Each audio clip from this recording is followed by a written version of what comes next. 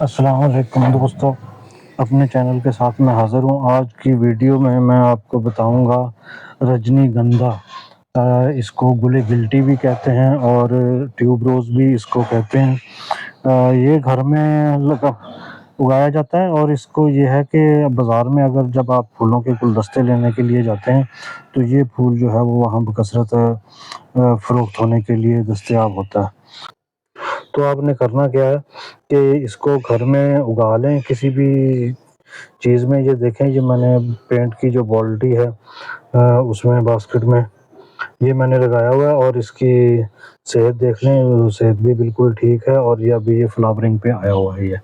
تو اس کے لیے زیادہ اگر کیاری میں اگر اس کو لگا سکتے ہیں، آپ کے پاس کیاری دستیاب ہے تو ویل اینڈ گڈ۔ اگر نہیں ہے اور آپ کے پاس گملہ اویلیبل ہے تو آپ اس کو گملے میں بھی لگا سکتے ہیں۔ یہ مارچ کے اینڈ میں نے لگایا تھا، تو اب آ کے اس کو جو ہے وہ پھول آنے جو ہے وہ شروع ہوئے ہیں۔ خوشبو بھی اس کی ہوتی ہے اور دوسرا یہ ہے کہ اس کو اگر آپ لگا ہوا ہے آپ کے گھر میں تو آپ اپنے ذہن میں بھی اس کو دیکھ سکتے ہیں، اور اس کے علاوہ جو ہے وہ اگر اس کی شاخ توڑ کے لا کے آپ کسی بوتل وغیرہ میں رکھ دیں تو وہاں بھی یہ خوشنما چیزیں جو ہے وہ آپ کو دیکھنے کو ملیں گی۔ اس کو لگانے کا طریقہ کار یہی ہے کہ اچھی مٹی جو ہے وہ لے کے اس کے بلب ملتے ہیں، بلب جو ہے وہ ایک گملے میں ایک لگا دیں۔ جب وہ آپ ایک گملے میں ایک لگا دیں گے تو پھر پودا اس کے زیادہ ناز نخرے نہیں ہیں، اس کو پانی کی بھی کمی ضرورت ہوتی ہے، اتنا زیادہ پانی کی بھی اس کو ضرورت نہیں ہوتی۔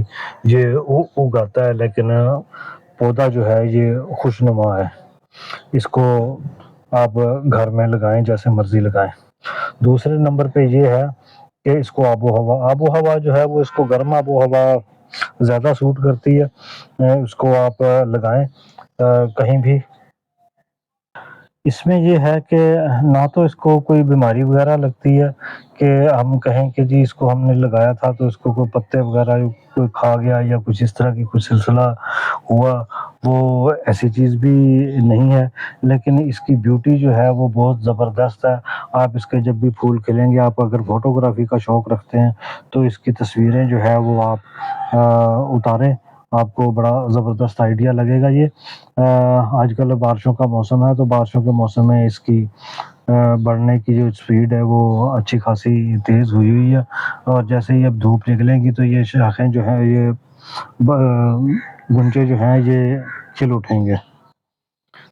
اس کو کھاد کی بھی کوئی ضرورت نہیں ہے۔ اگر آپ کی مٹی اچھی زرخیز ہے، نارمل مٹی ہے، تو آپ اس کو جو ہے وہ کہیں بھی لگا دیں۔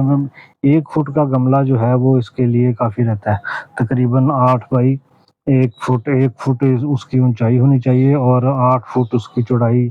جیسے یہ بالٹی ہے اس میں لگا دیا، اگر اس سے بڑی بالٹی ہوگی تو اس میں بھی لگ جائے گا۔